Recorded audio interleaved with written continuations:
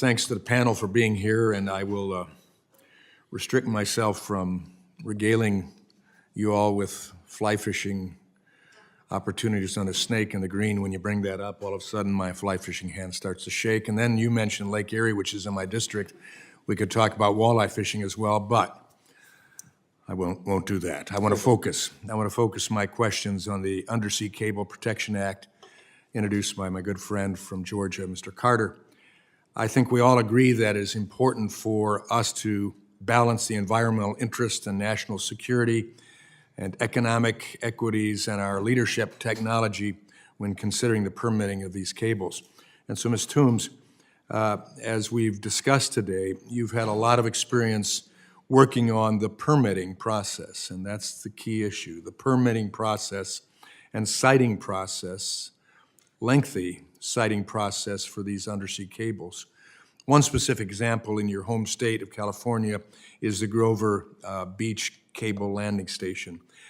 Can you share any background on this project and how it relates to the issues we're discussing today related to undersea cables? Thank you for your question.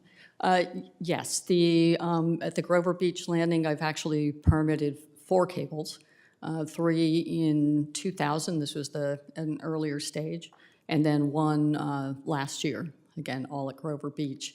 And I believe your question was just what's entailed in that, or what's been your experience? Yeah.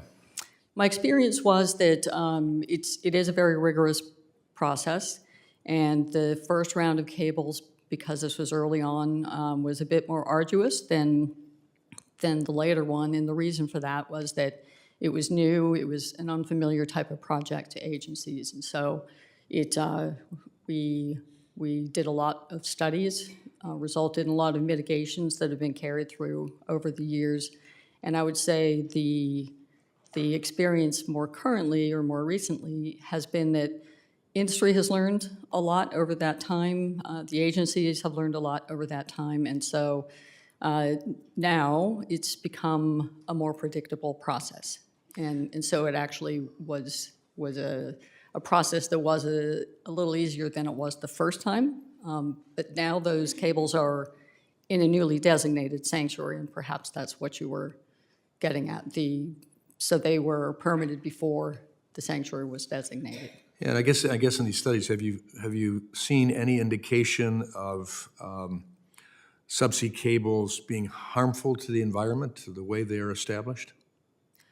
No. I have permitted cables, many in the United States, globally, and we take a lot of care to put them in places that will not harm the environment, and there's a lot of monitoring and rigorous oversight, and we have not found, despite many follow-up surveys, many follow-up studies, that submarine cables have caused any harm to the environment.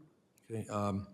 Who at NOAA or otherwise in the permitting process is ensuring the national security and economic interests and the technology needs are also considered when permitting cables?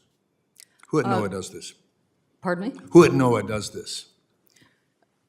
In my interactions with NOAA for permitting, that's really not part of the permitting process to consider those factors. We really focus on environmental protection and the environment. Which are important factors. And I think that the sponsor of the bill pointed that out, so it seems that there ought to be some consideration taken for that. I guess my final question to you, Ms. Toombs, can you talk about the national security implications of route diversification rather than effectively funneling the cables through one location? Yes, I can. And one of the important factors about having diverse routes is so we don't have all the cables going into one location or congested into a location because of damage that could be caused that could really make our global networks susceptible to or being vulnerable to losing our communications with the rest of the world, with financial sabotage. Sabotage could be one, but it could be intentional, it could be unintentional. Unintentional, so yes. Yeah. Either way, it's damaging to our security. appreciate it. I see my time has expired, and I thank the chair and yield back. Thank you. The chair now recognizes Ms.